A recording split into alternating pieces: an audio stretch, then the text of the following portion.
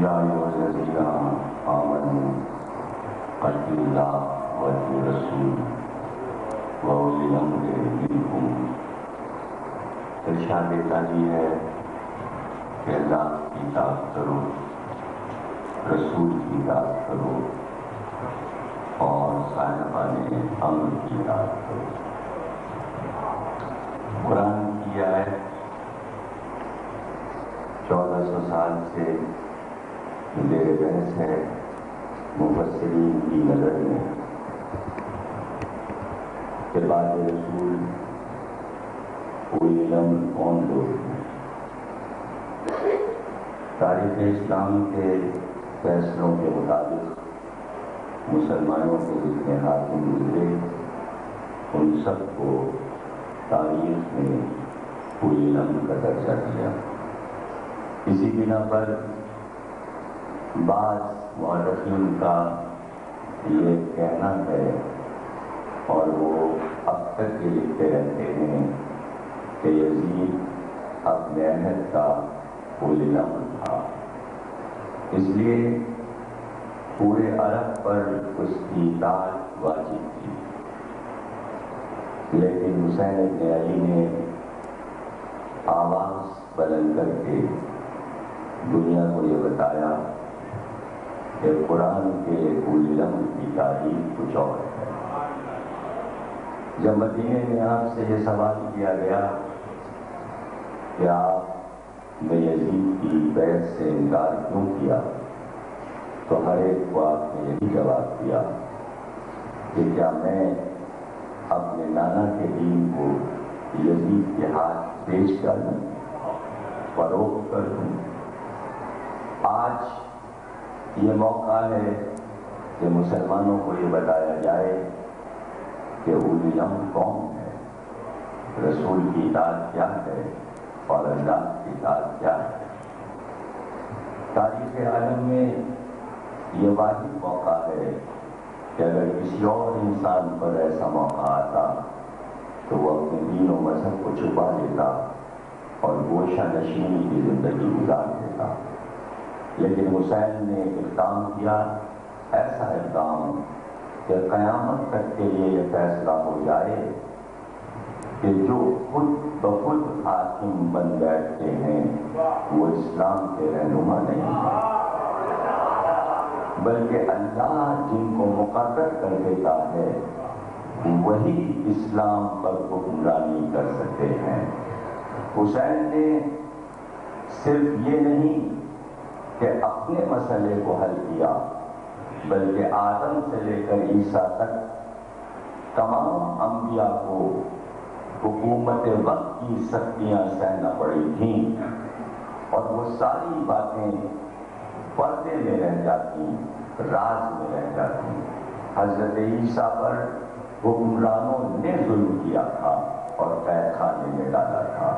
جناب یحییٰ کو قتل کرنے والا ایک ظالم حاکم تھا، جناب زکریا کو قتل کرنے والا ایک ظالم حاکم تھا، جناب دانیال کو قتل کرنے والا ایک ظالم حاکم تھا۔ فرعون جیسا ظالم موسیٰ اور ہارون پہ ظلم کر رہا تھا، نمرود جیسا ظالم ابراہیم پہ ظلم کر رہا تھا، اور وہ عہد آتے آتے اپنے آپ کو علی کے عہد میں دوہرا رہا تھا، حسن کے عہد میں دوہرا رہا تھا۔ حسین بتانا چاہتے تھے کہ ہم انبیاء اور آئمہ اور اپنے نانا رسول کے حقوق کے وارث ہیں۔ کربلا نے کوئی ایک مسئلہ حل نہیں کیا، بلکہ انسانیت کے جتنے بھی مسئلے قیامت تک اٹھتے رہیں گے ہر مسئلے کا حل کربلا میں پیش کرنا۔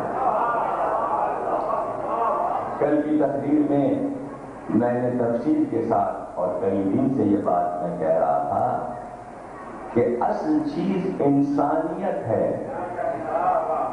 حقیقت امر انسانیت ہے۔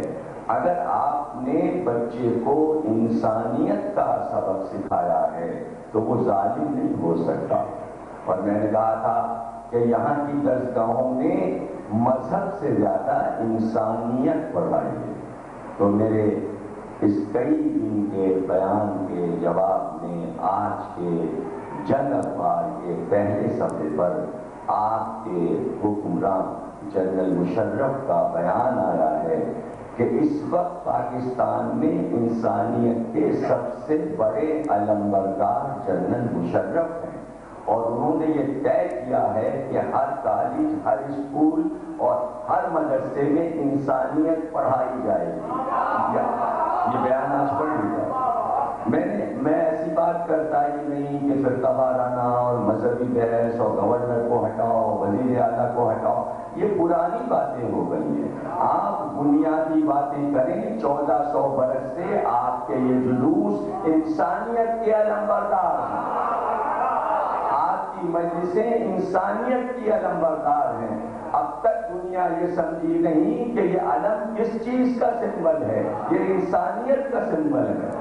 یہ تازیے، یہ تابوت، یہ جھولے سب انسانیت سکھاتے ہیں۔ کون انسانیت کا علم بردار بنے گا؟ حسین سے بڑا کائنات میں انسانیت کا علم بردار کون تھا؟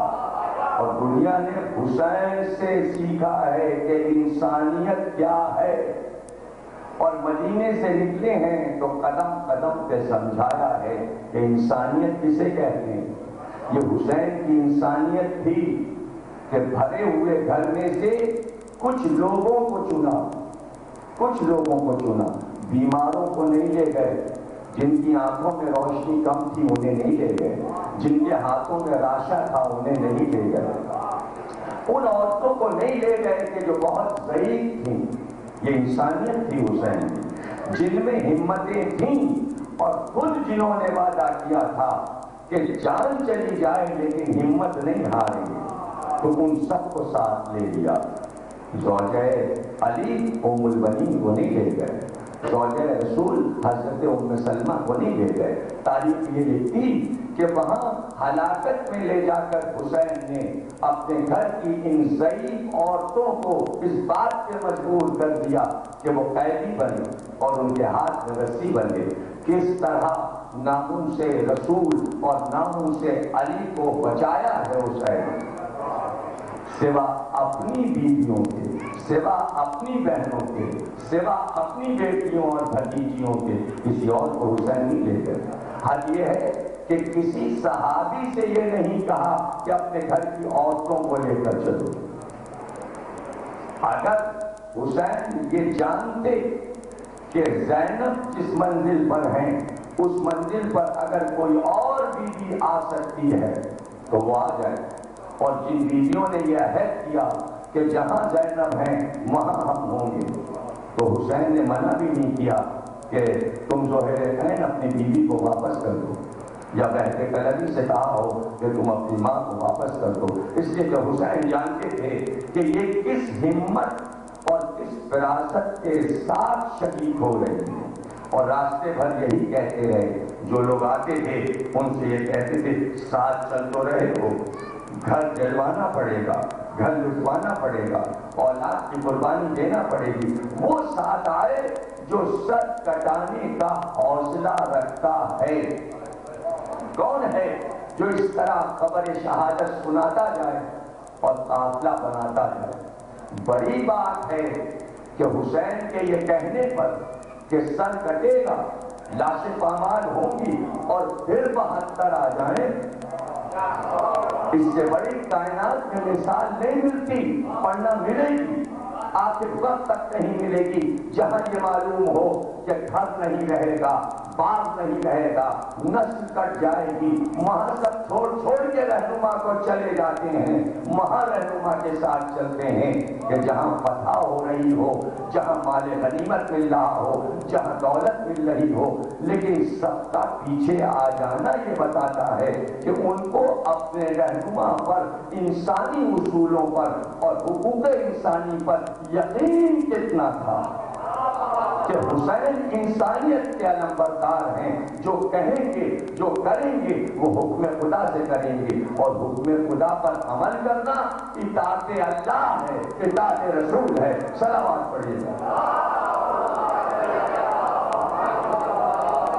اگر پورا عرب یزید کو اولی الامر مان رہا تھا تو 72 سچوں نے بتایا اولی الامر تو حسین ہے، امر اس کے پاس آ رہا ہے، امر اس کے پاس آ رہا ہے۔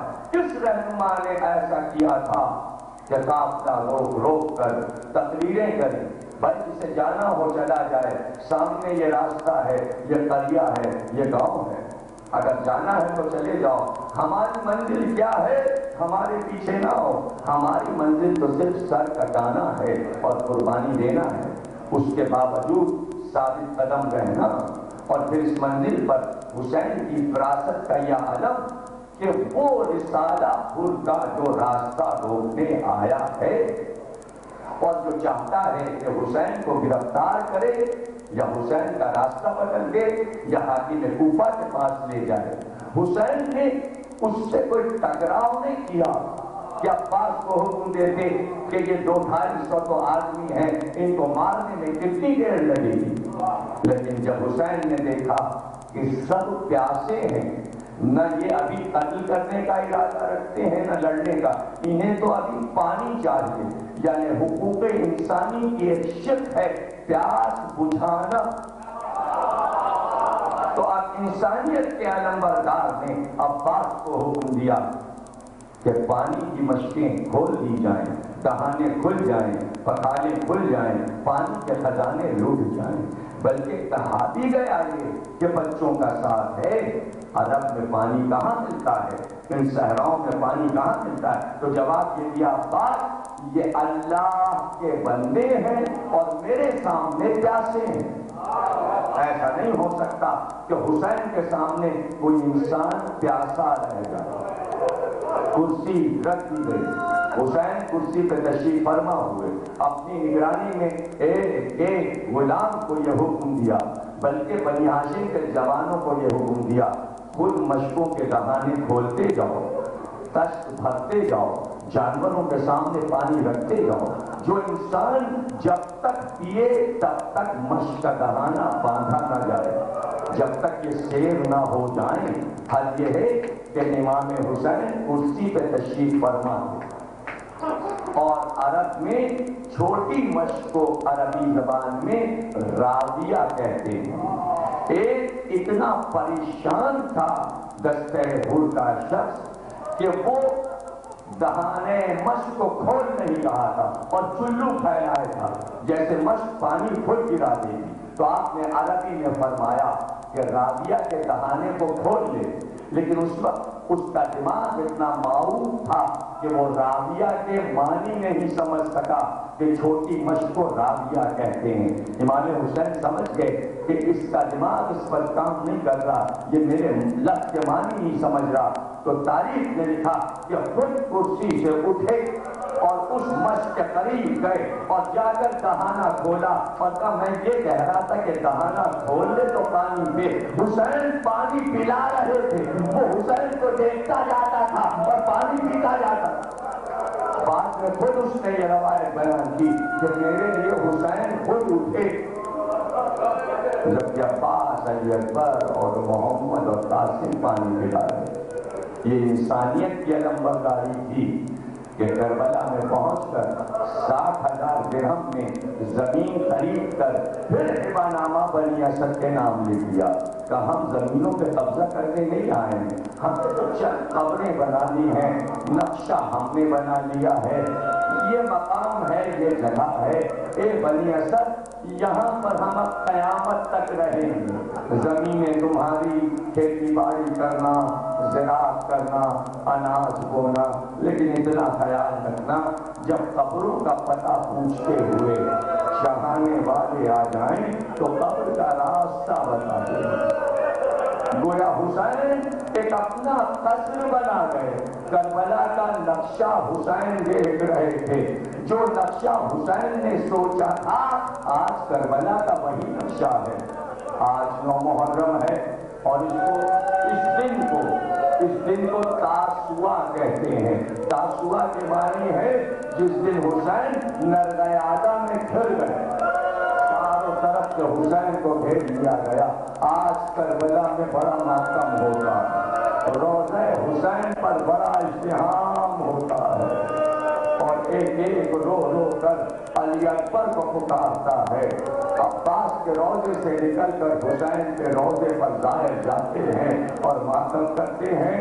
دیکھتے ہی دیکھتے 9 محرم آ گئی اور دل میں یہ حسرت رہ گئی ہم کہاں رو سکے, کس کس کو روئیں. ارے حبیب کا ذکر کریں کہ زہیر کا ذکر کریں کہ مسلم ابن اوسجا کا ذکر کریں کہ فسران مسلم کا ذکر کریں کہ اور محمد کی شہادت پڑھیں کہ علی اکبر کا ذکر کریں کہ عباس کے شانے کٹنے کا حال پڑھیں. سب کچھ سنا. 9 محرم آ گئی. علماء نے لکھا کہ جب 9 محرم آ جاتی ہے تو حسین کے عزادار صبح سے شام تک حسین کی رخصت پڑھنا شروع کرتے ہیں. حسین میدان میں کیسے گئے, حسین بیویوں سے کیسے رخصت ہوئے. ابھی رات کی بھی مجلس یہاں ہے اور آپ سماعت فرمائیں گے. اس پر جلوس لے کر آپ شان سے جائیں گے اور مرکزی جلوس سے مل جائیں گے. اور ظاہر ہے کہ جس تہذیب اور جس آداب کے ساتھ آپ عباس کا علم لے کر جاتے ہیں وہ تہذیب آپ پر ختم ہے کہ دنیا آپ سے تہذیب سیکھتی ہے. یہی تو تہذیب تھی کہ حسین آئے اور اپنے چھوٹوں کو سلام کیا. رقیہ پہ سلام, رقہ پہ سلام, زینبوں میں کوئی سن تم پر سلام, بس سلام رک جائے. مگر انسانیت کے علمبردار نے بتایا اس گھر میں غلامی نے پکار کر کہا اے فضا تجھ پر بے حسن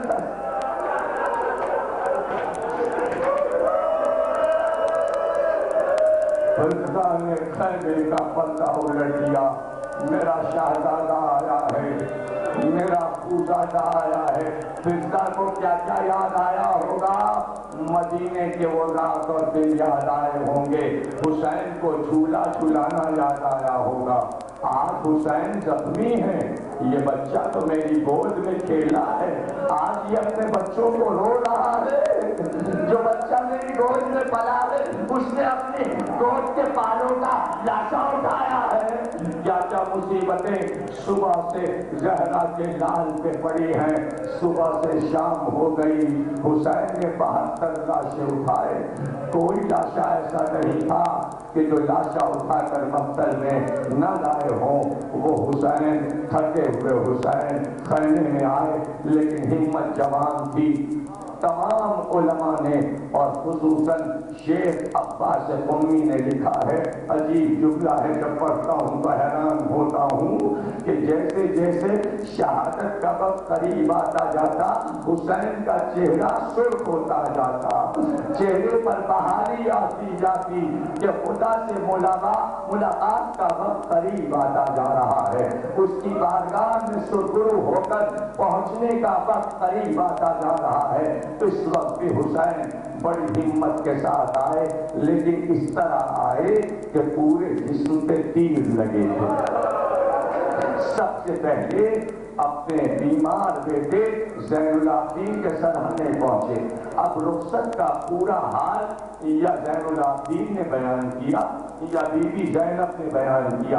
چوتھے امام فرماتے ہیں کہ جب میرے بابا خیمے میں آئے اور میرے شانے پر ہاتھ رکھ کر سورہ یاسین کی تلاوت کی اور دوسرے شانے پر سورہ الحمد پڑھا اور مجھ کو وحشی سے ہوش آیا تو میں نے آنکھیں کھول کر دیکھا تو عجیب جملہ ہے, کہتے میں یہ سمجھا کہ ایک طائر سفید آیا ہے جس کے چاروں طرف پر پھیلے ہوئے ہیں. اتنے تیر تھے کہ حسین نظر نہیں آ رہے. الوداع کہیے, الوداع کہیں حسین کو. رخصت پڑھ رہا ہوں حسین کی, 4 آنسو نکل جائیں. ایک بار کہا بیٹا جب بھی مصیبت پڑے تو راہ کوفہ اور راہ شام میں نے اپنے نانا سے سنا ہے جب کوئی بڑی مصیبت پڑے تو سورہ یاسین کی تلاوت کیا کرو. اے میرے لال, راستے پر سورہ یاسین پڑھتے ہوئے چلے جانا.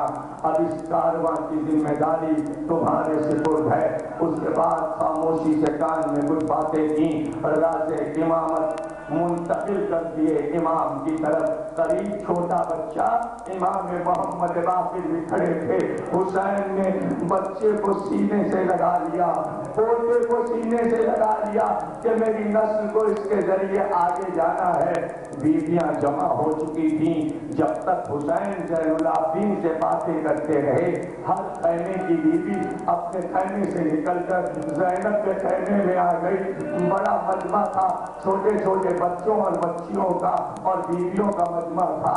ایک بار فضہ نے یہ دیکھا کہ حسین اٹھے اور اٹھ کر بہن کو دیکھا اور اس کے بعد اشارہ کیا, کہا زینب ذرا میرے ساتھ آؤ, کچھ باتیں تم سے کرنا ہے. تنہائی میں زینب کے ساتھ بیٹھ کر کچھ باتیں کی اور اس کے بعد واپس آئے. لوگوں نے پوچھا بھی فضہ بھائی اور بہن میں عاشور کو کیا باتیں ہوئی تھی, تو اس نے کہا یہ تو مجھے نہیں معلوم کیا باتیں ہوئی تھی, لیکن اتنا بتا سکتی ہوں کہ جب بھائی اور بہن چلے تو حسین آگے چل رہے تھے, زینب پیچھے پیچھے چل رہی تھی. لیکن جب گفتگو کے بعد پردہ الٹ کر بھائی اور بہن باہر آئے تو زینب آگے چل رہی تھی, حسین پیچھے چل رہے تھے. تمام بیویاں سمجھ گئی کہ قافلے کی سالاری بہن کے سپرد کر چکے.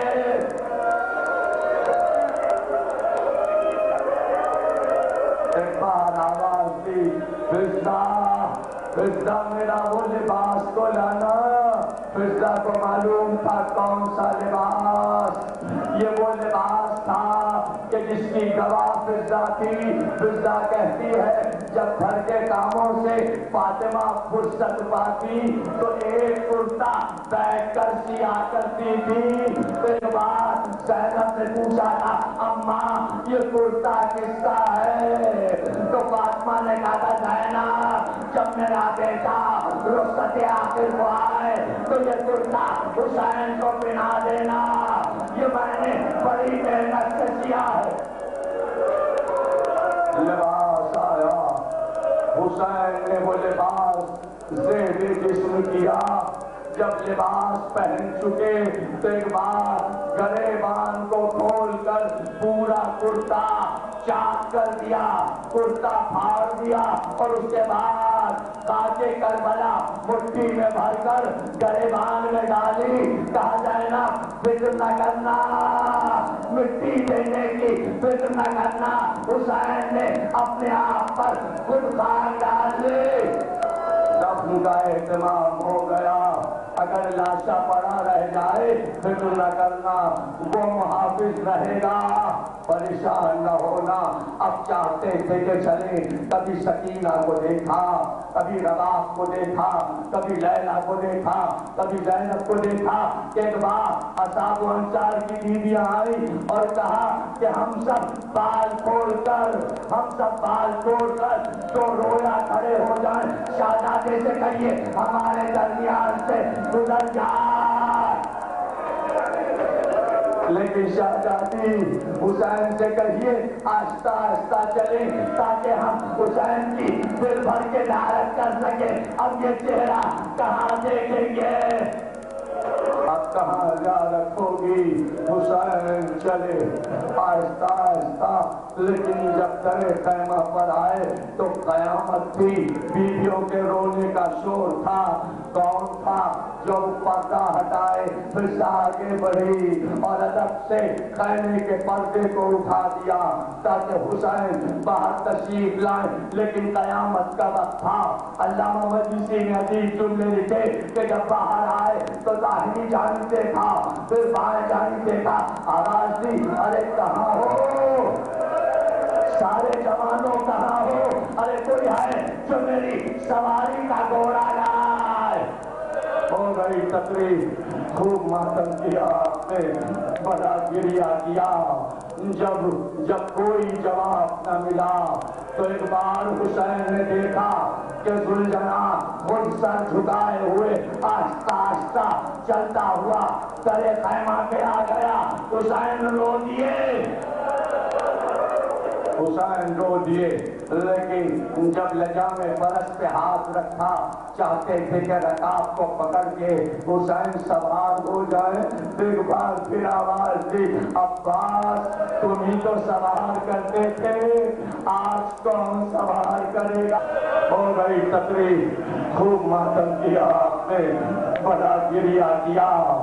جب کوئی جواب نہ ملا تو ایک بار حسین نے دیکھا کہ ذوالجناح خود سر جھکائے ہوئے آہستہ آہستہ چلتا ہوا تلے خیمہ پہ آ گیا۔ حسین رو دیے، حسین رو دیے لیکن جب لجام فرس پہ ہاتھ رکھا چاہتے تھے کہ رکاب کو پکڑ کے حسین سوار ہو جائے، ایک بار پھر آواز دی، عباس تم ہی تو سوار کرتے تھے، آج کون سوار کرے گا؟ ایک بار علماء نے لکھا کہ خیمے کا پردہ الٹ کر علی کی بڑی بیٹی زینب باہر آئی، آواز دی، بھیا ماں جاری سوار کرے گی۔ رکاب کو پکڑ کے بہن نے بھائی کو گھوڑے پہ سوار کیا۔ اس سے بڑے مسائل مقتل میں نہیں ہیں کہ جو کام عباس کرتے تھے آج وہ زینب نے کیا۔ تقریر ختم ہو گئی، حسین چلے حسرت سے سب کو دیکھتے ہوئے، چند قدم چلے تھے کہ گھوڑا رک گیا۔ عشق وفادار ہمیں معلوم ہے پیاسا ہے، بھوکا ہے، مگر آخری سواری ہے۔ ایک بار گردن سے اشارہ کیا، جھک کر دیکھا تو سکینہ سروں سے لگتی تھی، گھوڑے سے اتر پڑے، سکینہ کو گود میں لیا، کہا کیا بات ہے سکینہ، کیا بات ہے؟ کہا بابا چچا گئے واپس نہیں آئے، بھیا گئے واپس نہیں آئے، بابا اب آپ کو جانے نہیں دوں گی۔ تو میں کیا تھا سکینہ مجھے جانے دو، شاید میں تمہارے لیے تھوڑا سا پانی لا سکوں۔ ارے شام قریب آ گئی، پکارتی رہی، بابا اب تک نہیں آئے، پانی اب تک نہیں آیا۔ ماتم حسین حسین